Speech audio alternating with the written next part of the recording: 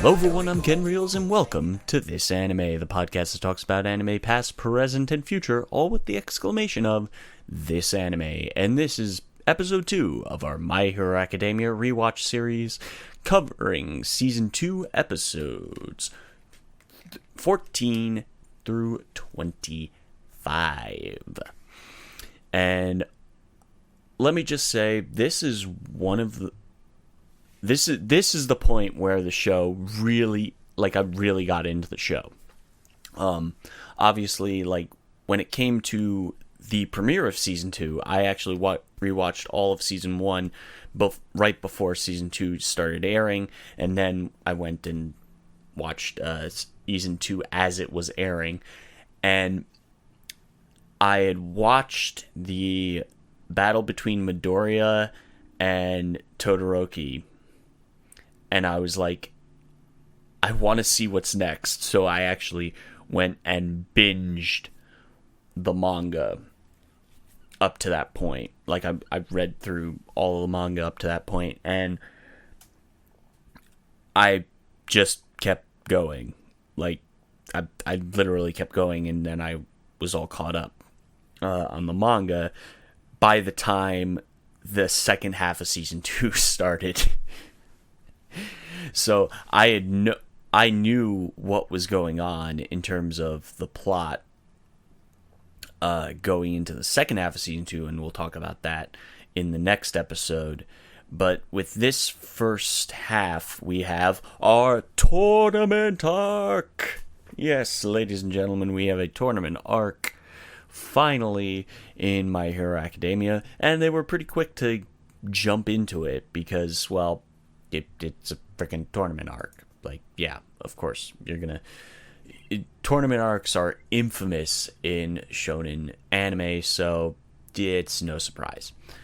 But what really stood out was the fact that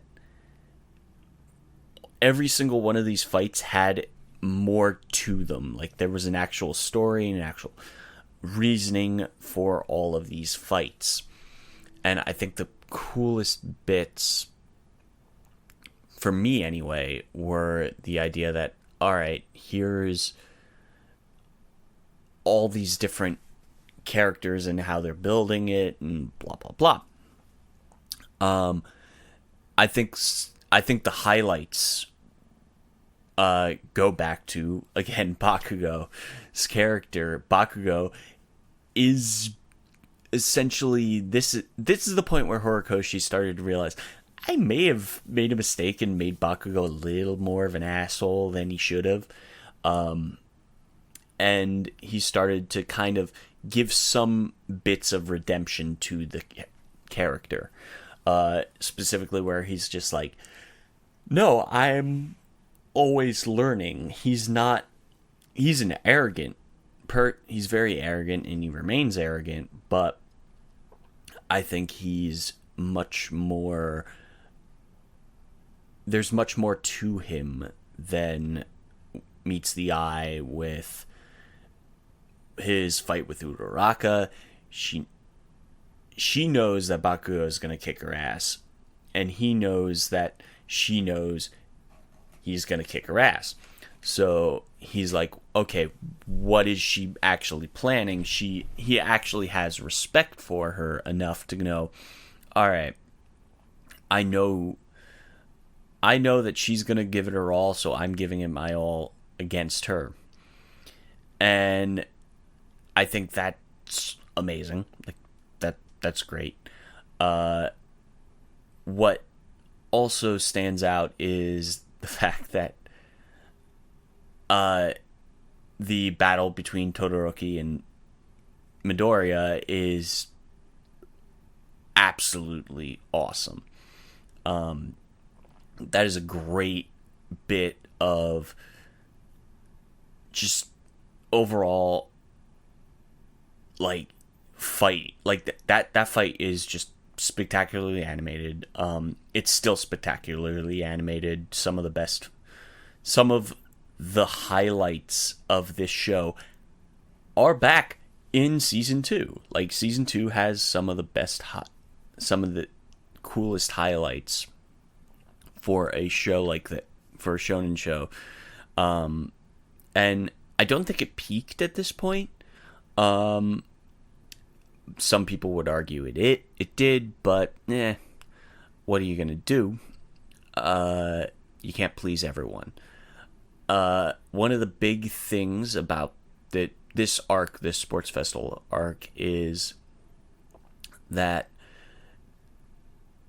everyone is trying to show off their quirks, and then you have Midoriya, who can't really show off his quirk without hurting himself. And so he's constantly trying to not use his quirk. He's using his brains more than he is using his quirk, which is cool. Like, that's a cool element to it. And I think one of the better parts of it is, like, every single person is interesting. Like, you're starting to learn a couple of these characters, and they're getting their highlights. You have Ashido, Kaminari. Like, you're starting to get to know these characters after so many episodes, and that's kind of the joy of this show, because you have such this large cast of characters, and you're slowly starting to kind of learn their names and learn who they are as they're growing. And I think that's the best part about it. And I think that's why this show shines, at least for me. And, I mean, you have... One of the key things in this is the battle between Midoriya and Shinzo. And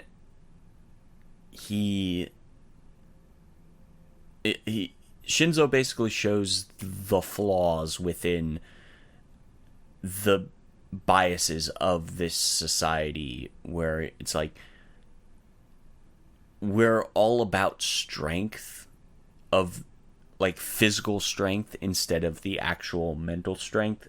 And that's where, like, Midoriya kind of finds that balance. Midoriya has the brains, but he originally had the brains before he got One for All, but now he has that power.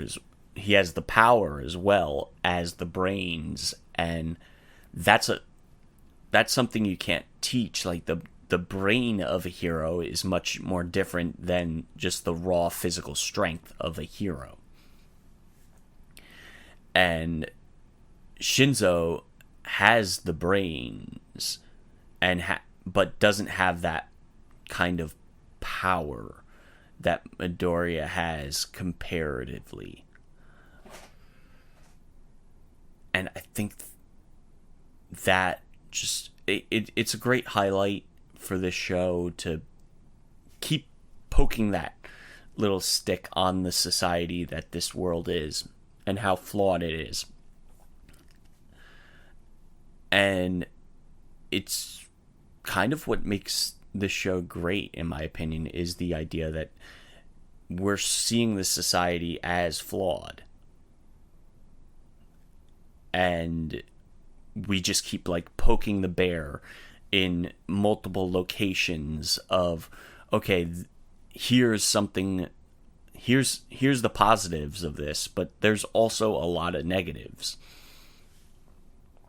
And Shinzo is awesome. Shinzo is a pretty cool power. Like, the idea of brainwashing is pretty interesting, and the idea of, like, okay, this is the, like, this is a cool villain power, but what makes Shinzo awesome is that he doesn't want to be the villain.